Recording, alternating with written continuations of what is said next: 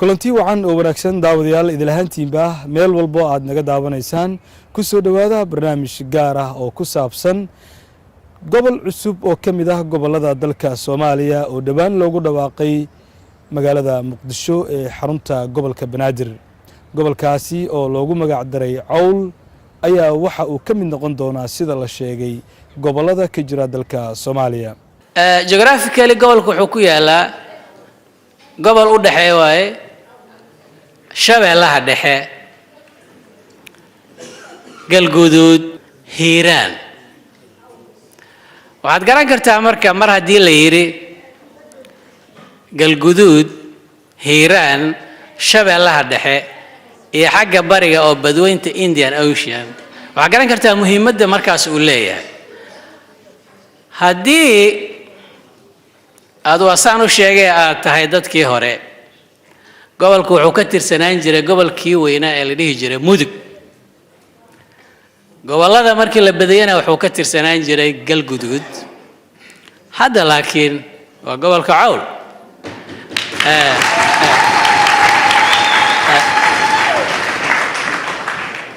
munaasabad aad u ballaaran oo lagu qabtay koonfurta magaalada London ayaa waxa ka soo qayb galay jaaliyad aad u fara badan oo dabcan qaarkood ka yimaadeen dalalka kale ee Yurub iyo waliba gobolada dalka Britain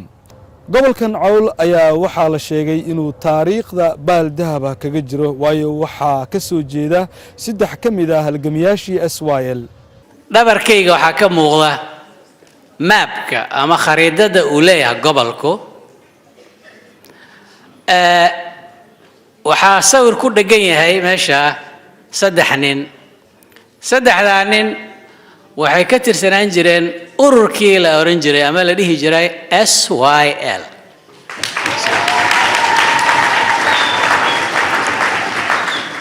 haddii SYL ay ka tirsanaayeen haddaan magacyadooda sheego Cusmaan Geedi Raage Allah yarxamo محمد فارح حلولة فرناجة الله يرحمه محمد علي نور الله يرحمه انتوا waxay ka soo jeedaan gobolkan intuba gobolka Cawl ay ka soo jeedaan shukran Dr. Ali Boolay oo isna lagu casuumay munaasabada ayaa ka hadlay saddexdii kamid ahaa SYL oo yana ka soo jeeday gobolka Cawl gobolkan Cawl run ahaantii degmooyinkiisa la sheegay Garacad iyo dhulkaas iyo Masagua waa soo maray aniga waagaan dawladda ahaan horta waa meel aad iyo aad u fiican waaye kabacdi haddii aan u soo noqdo xagga taariikhda meel weyn ayaa kaga jira halgankii SYL maxaa yeelay saddex xubnood oo ka mid ah dhallinyaradii ka timid gobolka hadda la magacaabay ay ka mid noqdeen nasiibna u yeesheen inay noqdaan aasaasayaashii xisbigii gobonimo doonka oo halganka u galay calankan maanta horteyga ka muuqda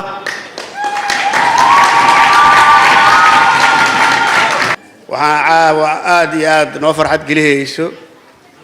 in gobolka Cawl intaan oo Soomaali ah meel walba ka timaaday London afarteeda gees aan uga rabno inay taageeraan gobolka inay caawa noo yimaadaan marka maxamuud ayaga horeeyay warka waana mahadsantihiin habeen wanaagsan aan idin leeyahay waxaan u hambaleynayaa taariikh weyn oo Soomaali xissu doonto weeyaan arrinkan maanta meeshan ka dhacay maadaama ay arrinkan tahay arrin maamul gobol ah oo Soomaaliyeed oo ka soo jeedo dad haliyay ah oo Soomaaliyeed reer Cawl halkan ugu soo jeedinayna hambalyo iyo bogaadin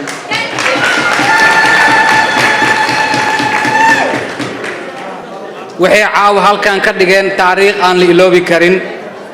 marka caaw waxaa dhahaynaa reer cool coolow ha jiro ha joog waxaan rabaa waxay inaan ka taariikhiyo gobolka cawl waa maqasheen laakiin cawl macnaheedu maxay tahay macni marka horta macnaha cawl uu ku dhisan yahay waxa waaye waa hero waxa waaye macnihi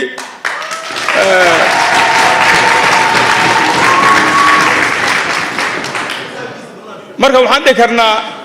cawl waxaan dhihi karnaa judge hilki oo waxaan dhihi karnaa Msagaway aan dhihi karnaa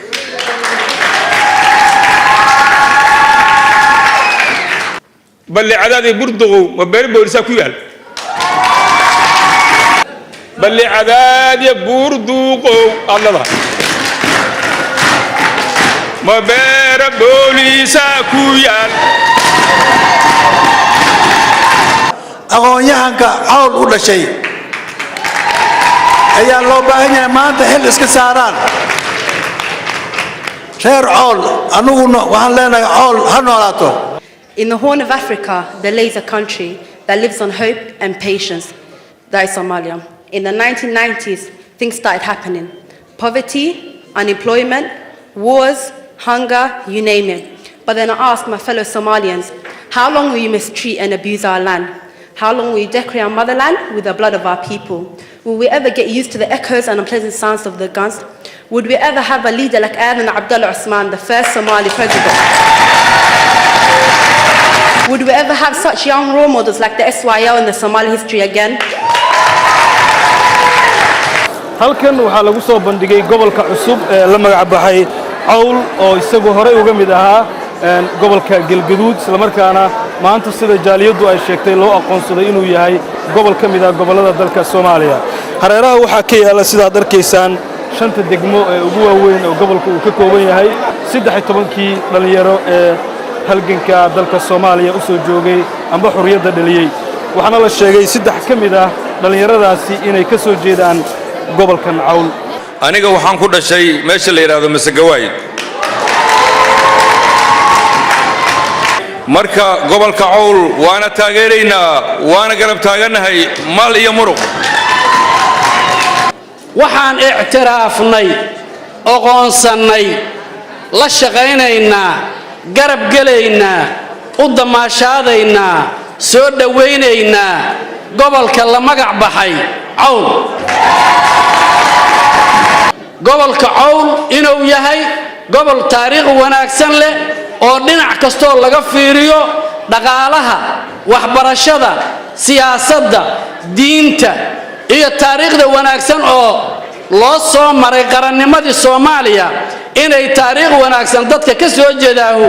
ay leeyihiin ayaan marxaati ka nahay intaas oo kaliya kuma ekeen sidoo kale waxaa halkaasi ka soo qayb galay fanaaniinta reer London qaar ka mid ah oo uu horkacayay fanaankii weynaa ee hobolada Waaberi Cabdirasaaq Gaadaco iyo waliba Abwaan Cabdiraxmaan Gaas ayaa iyana wax halkaasi ay ku soo bandhigeen hees cusub oo loo qaaday gobolka cawl iyo waliba shanta degmo ee gobolkaasi hareeraysa haddaba heestan ayaa waxaa si talantaaliya u qaadayeen fanaaniin oo ay ka mid yihiin Cabdirasaaq Gaadaco Kaltuum Bacado Aamina Dhool iyo fanaaniin kale dabcan ku soo dhawaada heesta cusub ee gobolka cawl loo qaaday gobolka khayrka leh abarkiyo ubaarka leh igariyo Msagaway cusubkiyo barwaaqadu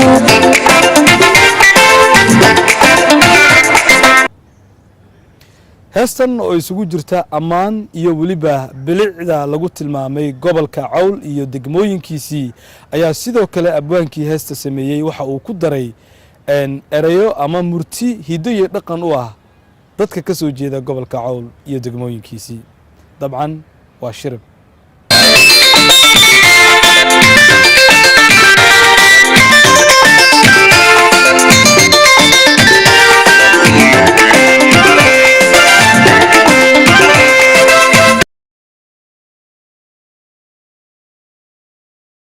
gobolka khayrka leh abarkiyo ubaarka leh igariyo Msagaway cusubkiyo barwaaqadu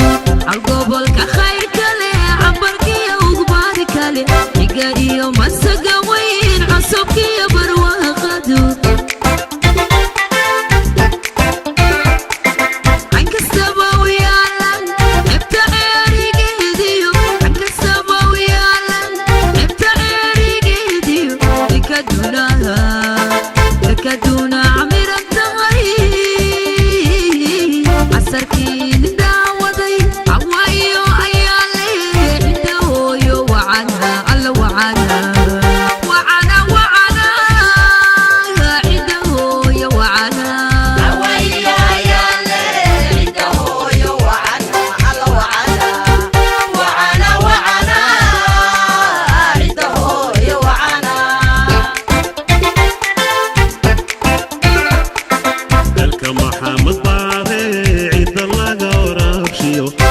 وعول إيا قروف عادل صوما قليه تلك محمد باري عيد الله ورابشيو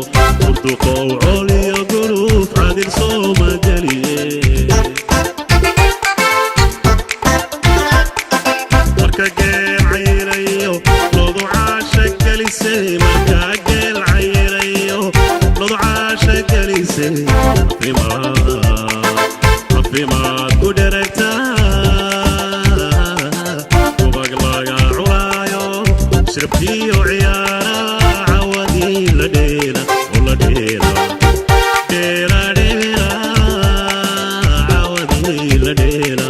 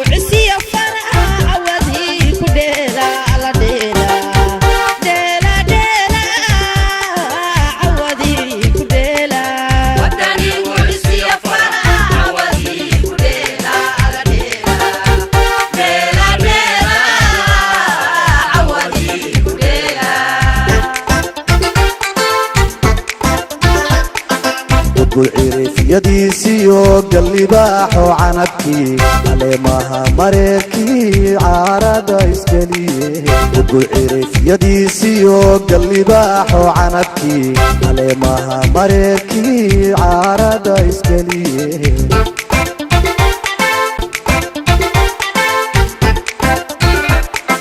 irkuday guweye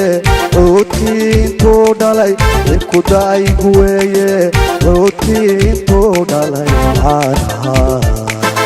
caanaha la maalo nabad lagu caweeyo culimadu digridayo cimiladu macaan tahay cimiladu macaan tahay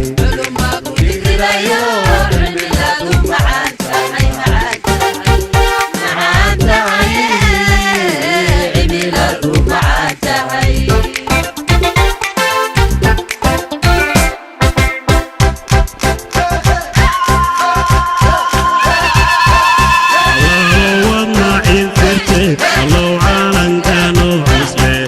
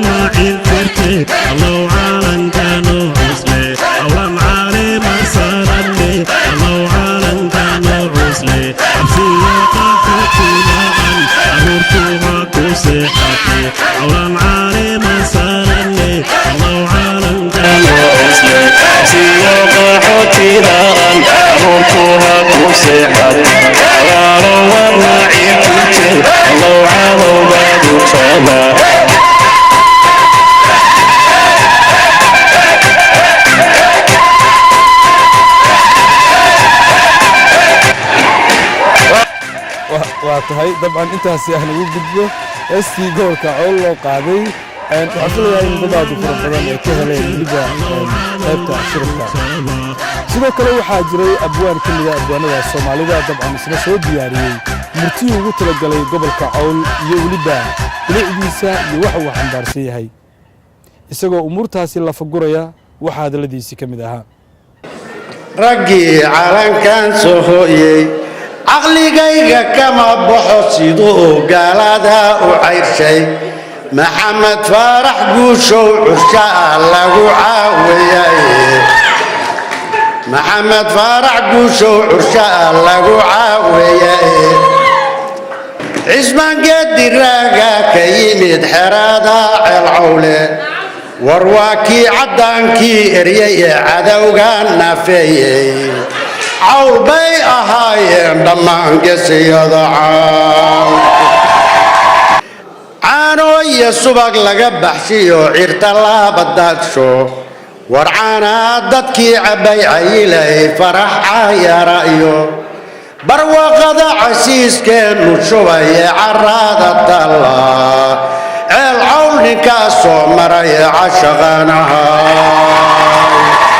dumarka oo kamid ah dadka ugu abaabulka badan markay timaado arimahan oo kale ayaa iyana dabcan halkaasi ka hadleen waatan mid kamid ah marwooyinkii ka soo qayb galay munaasabada oo iyana ka hadlaysa kaalinteeda ku aadan gobolka Cawl Cawl waa gobol taariikh weyn la waay waana gobol madax banaan waay ma ahan in meel laga xukunkiisa wuxuu la mid yahay gobolada kale oo maamulka dhexe laga xukumo ilaa 1940yadii sodomeeyadii marka xornimada Soomaaliya la raadinayay waa gobolka kaliya dadkiisa u dhaqaaqay oo u xirtay inay calanka Soomaaliya ay taagaan dadkii taagay mara iga dhacdaan doonaya inaan mahiibtaahe maandeeq iyo rageediyaan rabaa inaan u mayraca maamul inay qabtaanaan rabaa wiilashaan mudane baal madax iyo muqdishaan rabaa inay midoobaane waa mahad ilaahay inaan joogo mashxaradooda waa mahadsantihiin munaasabada markii ay dhamaatay kadib ayaan waxaan la kulmay qaar kamid ah jaaliyada ka soo jeeda gobolka Cawl iyo degmooyinka iyagoo iiga waramaya sida u arkaan munaasabadan iyo waliba dareenkooda sida uu yahay waxaana hadaladoodii kamid ahaa anigoo ah Faado Maxamed Xanshi waxaan aad iyo aad ugu faraxsanahay gobolkan Cawl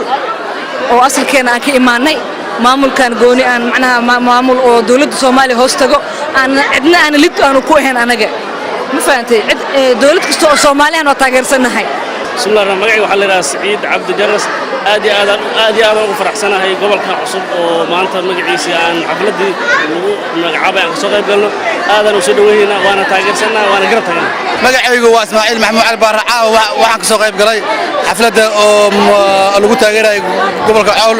aad ugu faraxsanahay shucuurtayda mid soo gaban karimaha waxaan leeyahay bahweynta dhan oo Cawl hambaliyo viva waan ku garab galeynaa guul ayaan leenahay magacaygu waa Ubax Antar Sabriye waxaan ka soo qayb galay xafladda lagu taageerayo gobolka Cawl anigoo kamid ah dadka u dhashay gobolka Cawl aad iyo aad ayaan ugu faraxsanahay waxaan leeyahay dhammaan walaalihii ee dadka nagala soo qayb galay gabdhaha walaalaha ee soo qaban qaabiye iyo wiilashaba aad iyo aad ay u mahadsan yihiin waxaan leeyahay Cawl cadawgeed hajabo Cawl ha noolaato السلام عليكم مقعي وملكي محمود موسى مقعي مولد أدي أدو فرحسنا هاي قول كعول أو صوت اسمي we're really happy that we have a peaceful land السلام عليكم مقعي وحلا ليبان عبد الله بير أدي أدو فرحسنا هاي ما أنت مناسبة نود عذا وقبل كعول waxaan u hambaleynayaa beesha ay ka soo jeedo gobolka Cawl iyo dadkeeda oo dhan waxaan leenahay Cawl markuu wareys waxaan aad iyo aad ugu faraxsanahay munaasabadan qiimiga qaayaha leh ee gobolka Cawl waa gobol Soomaaliyeed waxa ka soo jeeda halgamayaashii Soomaaliyeed ee 13 leegada saddex kamid ah taasoo ku cadeynaysa inuu yahay ummatul xurra anigoo magacayga la yiraahdo Safi Salde waxaan aad iyo aad ugu faraxsanahay Cawl inaan ka soo qayb galo xafladan aad iyo aad ku quruxda badan ee loogu dabaaldegaayo Cawl gobolkaas iyo dadkii u dhashay oo ka soo jeeday oo halgamayaashii Soomaaliyeed kamid ahaa aadan waxaan ugu faraxsanahay inaan macaaw goob joog u ahay Qadracal Nuur ah anigoo ku dhashay magaalada oona ka tirsan reer cool si wanaagsan ayay noogu dhammaatay xafladda ilaahay mid khayr qabta allaha nooga dhigo waxaan rajaynayaa insha allah muqdisho inay dhisanto ilaahay idinkiis ilaahay barwaaqaha nooga dhiga kulankan aan wada imaan ilaahay. Hi, my name is Abdul Hakim. I had a very fun time today, and I'm supporting the Owl. anoo ku hadlaayo gabdhaha xafladda maamulay xafladdan sidan quruxda badan leh ee caawa arkaysaan waxaan idin leenahay horta number 1 ka soo qaybgalkiin waad mahadsantiin labo anoo ku hadlaayo magaca Owl again kuna hadlaayo shanta degmay hoos timaado ahna gabar u dhalatay waxaan leenahay caawa taageerada aan gobolkeena taageernay kuma ekaanaysa halkan waa midaan dhexdu xiranayno waa midaan diyaar u nahay in caruurteena iyo maatadeena hooyooyinkeena dadkeena ku dhibaataysan dhulka inaan garab qabanno in haddaba sidii hore loo sheegay iskuullada iyo maamulka ka jiro inaan sii siyaadi doono lagana support garay doono anywhere oo ku nool yahay qof sheegata ama u dhalatay magaca Owl iyo shanta degmay hoos imaado anigoo ah Caasho Sheekh Saciid oo ku hadlaayo dadka ka soo jeeda gobolka Owl kuna dhalata gobolka Owl waxaan leeyahay gobolka Owl ha jiro hana joogo waxaan leeyahay gobolka Owl soo barbaar gobolka Owl waa gobol ku soo siyaada gobolada Soomaaliyeed Soomaaliya dhan waxaan u rajaynayaa nabad iyo barwaaqo waxaan leeyahay intaas iyo nabadgelyo aan magacayga waxa leeyahay Ibrahim Cabdicasiis waxaan ka yimid dalka Norway waxaan ka mid ahay jaaliyadda gobolka Owl waxaan halkaan u nimid inaan ka qayb qaato damaashaadkan loo sameeyay jaaliyadda ay ku sameeyeen magaalada London gobolkan Owl oo ka mid ah gobol cusub oo ku soo biiray gobolada Soomaaliya oo bishii March 15keedii lagu aasaasay magaalada Muqdisho waxaan leeyahay hambalyo waxaan leeyahay hambalyo bismillaahir rahmaanir rahiim anigoo ah Dr. Xasan Maxamuud Cali anoo maaragta anoo ku hadlayo magaca jaaliyadda beesha Owl ka soo jeeda ee degan dalweynaha Faransiiska waxaan rabaa inaan hambalyo u soo jeediyo intii soo abaabushay iyo xafladan quruxda badan waxaan u rajaynayaa gobolka inuu noqdo gobol Soomaaliya oo dhan mideeyo ee isku keeno gobolkaas oo taariikh dheer leh oo ah taariikh halgan Soomaaliyeed astaanteeduna waa calanka Soomaaliyeed waxaan leeyahay guul markii barnaamijka uu dhamaaday kadib ayaa waxaa jirtay casho sharaf oo ay ka soo qayb galeen qaar ka mid ah jaaliyadda oo isugu jira rag iyo dumar iyadoo casho sharaftaasi lagu qabtay hodheel ku yaala waqooyiga magaalada London kuwani waa qaar ka mid ah dadkii ka soo qayb galay casho sharafta oo isku hambalyeynaya dabadeedna ka wada hadlaya sida munaasabadan ay u dhacday iyo waliba siday u arkaan gobolka Owl dibadda markii loo soo baxay ayaan la kulmay qaar ka mid ah jaaliyadii casho sharafta ka qayb galay iyagoo iiga waramaya dareenkooga aniga oo magacayga la yiraahdo Maymuun Sheekh Saciid kana imida wadanka Talyaaniga waxaan la soo kulmay xafladii lagu qaban qaabinayay gobolka Owl aniga oo ka soo jeeda jaaliyadaas gobolka Owl waxaan tahniyad weyn u dirayaa dhammaan dadweynaha shacabka Soomaaliyeed ummadda Soomaaliyeed waxaan leeyahay hambalyo wanaagsan gaar ahaan gobolka Owl aad ayaan ugu faraxsanahay waxaana dadweynaha Soomaaliyeed u sheegaynaa in si fiican loo taageero gobolka Owl aniga deegaan ahaan waxaan ka soo jeedaa gobolka Owl qaasatan degmada Masagaweyn magacaygu waa Abuukar Cumar Eliksiib waxaan ku faraxsanahay inaan ka soo qayb galno xafladda lagu taageerayo gobolka Owl waxay ahaaday casho sharafeed aanu ku taageerayna gobolka Owl xafladiina horaan u soo marnay waxaa ka soo qayb galay dad aad u fara badan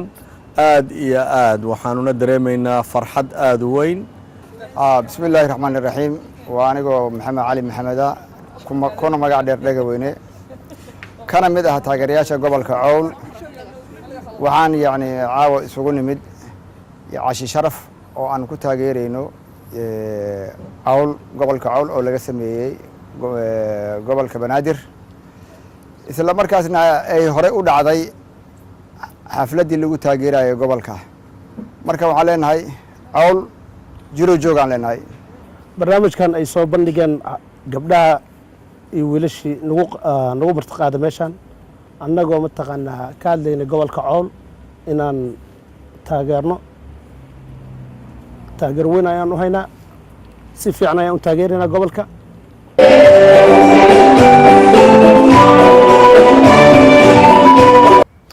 sidaas aad arkaysaan ee jaaliyaddu ay u faraxsan tahay ayaa waxaad ka dareemi kartaa in lagu daalay nolosha qurbaha